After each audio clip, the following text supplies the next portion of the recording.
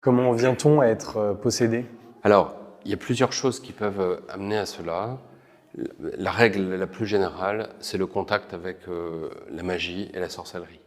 Enfin, dans mon expérience, en tous les cas, c'est ce que je vois, ou qu'on en ait été soi-même la victime ou l'auteur, la sorcellerie et la magie et la superstition nous mettent au contact du monde des ténèbres. Voilà.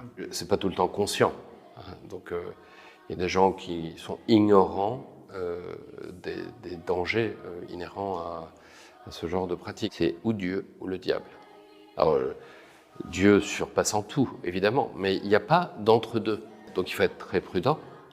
Quand on invoque quelque chose, il n'y a que Dieu qu'on peut invoquer. Sinon, on invoque le diable, même si on ne le sait pas. Donc la responsabilité des praticiens est diminuée, évidemment, si on ne le sait pas, mais ça n'empêche pas que des portes puissent être ouvertes chez eux. Moi, j'ai reçu une dame qui faisait le tarot. Elle a commencé par me dire je vais très mal, j'ai beaucoup de blocages dans ma vie, très bien. Et quel est votre métier, madame? Eh bien, je prédis l'avenir avec le tarot. Ah, oui, voilà d'où vient le problème. Madame, il faut arrêter ça. Ah oui, mais c'est mon gagne-pain, je gagne 5 500 € par mois grâce à ça. Je lui dis, il va falloir que vous choisissiez. Même si on croit faire le bien, mais même pour la santé, et tout ça, c'est mauvais. C'est mauvais. Il faut faire très attention à cela. Très attention. Ceux qui ont fait du spiritisme chez eux, qui ont des divinités étrangères chez eux, ou qui font un certain type de prière. Ça m'est arrivé d'aller dans un appartement, une dame qui allait à la messe tous les jours. Il y avait plein d'objets de sorcellerie, partout. Il y avait des petits rouleaux, comme ce qu'ont les juifs quand ils rentrent chez eux, où ils mettent un morceau de la loi. Il y avait des petits rouleaux à l'entrée de chaque pièce. Je lui dis, mais c'est quoi ça? Il me dit, oh, c'est des prières. Je lui dis, vous pouvez en dérouler une pour que je vois? Et c'était que des formules magiques.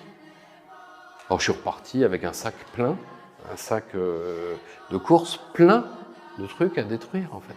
Vous devez vous confesser de tout ça. Vous manquez de foi en Dieu. Et ce qui est grave en plus, c'est que vous venez à la messe tous les jours. Donc il y a vraiment quelque chose qui ne va pas.